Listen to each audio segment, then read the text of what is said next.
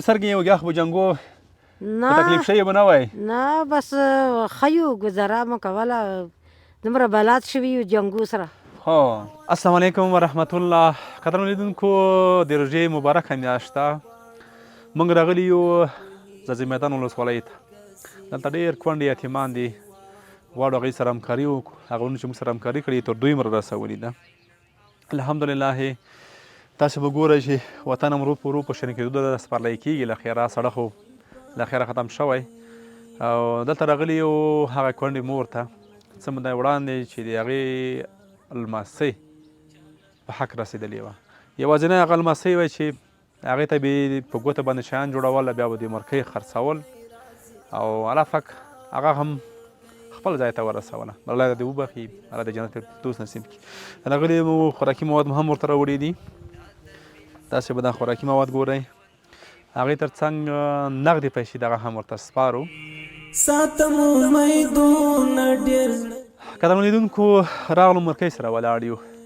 مرکۍ ته به انشاءالله پیسې هم سپارو چې ټول ورسره 15,000 افغانۍ همکاري شوي. هغه چا چې همکاري کړي کور یې ودان، الله دې دوی ته پوره اجرونه ویر کړي.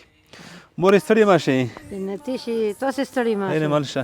مورې سر کې یو ګیاخ په جنګو په تکلیف شوی به نه وای؟ نه بس ښه یو ګزاره مو کوله دومره بلد شوي یو جنګو سره. هو ډوریږو نه، هسې چې مړ کېږو هسې الله پیدا یې، الله به په ښه کار رسوي شه، نوره به څه ووایو. بلکل مورې، الحمدلله د موږ میندې ډېره غیرتي دي. په هر حالت کې دوی ځونه سختي تېره کړي، تکلیفونه تېره کړي دي د وطن په خاطر نه. ښه مورې، روژه څنګه تېرېږي؟ ښه تېرېږي وروره، بیخي بس ښه تېرېږي. شکر الحمدلله ښه تېرېږي، ځکه چې خالي اوبه چې کویا بس مونږ قبولې دي. خاله دې رحم وکړي. مورې موږ دې خفه کړي وو بله ویډیو کې. دا ځل انشاءالله همکاري وشوله، هغه دې مواد همکاري مو وشوله، نغده پیسو همکاري مو وشوله. الله به دا توسعه دنیا جوړه کړي، دا دنیا مو دا خدای جوړه کړي. امین. دا 15,000 افغانۍ دي، دا ته شمارم قدرمنو لیدونکو، مرکۍ ته یې سپارم.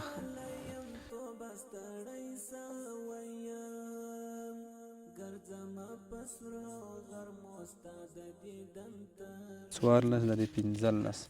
مورې دا 15,000 افغانۍ شو، دا مسله وه. ښه بس الله دې دا کامیاب کړي. خدای پاک دې دا چا مرسته سره کړې دا خدای کامیاب کړي. تو دا خدای ګلي ګلزار کړي. خدای پاک دې دا ډېر عمر چښتان کړي. خدای پاک دې دا خړ مه کړي. امین مورې. خدای خدای څوک درته وسي مه کړي. هغه چا چې همکاري کړې هغو ته دا خدای اجرونه ویر کړي. خدای ته دومره اجرونه ویر کړي لکه د دوی سر د ګیرې ویښته. امین امین مورې. دومره اجرونه د خدای ویر کړي. ښه قدرمنو لیدونکو، الحمدلله مرکۍ خوشحاله شوله. ستاسو ملت هم ورته ورسېدو. هغه چا چې همکاري کړي کور یې ودان. داسې ډېرې کونډې یتیمان موږ سره نور هم شته. راځئ هغې کې هم همکاري وکړئ تر څو هغې ته هم په دې مبارکه روژه کې هغوی سره هم همکاري وکړو، هغې روژه ماتی هم رنګین کړو تر څو یو څه د روژې دغه مبارکه میاشت دوی باندې ښه تېره شي. موږ تاسو نه په همدغه ځای باندې رخصت غواړو. تر بلې خپرونې ښې چارې ښه وخت درته غواړم. السلام علیکم.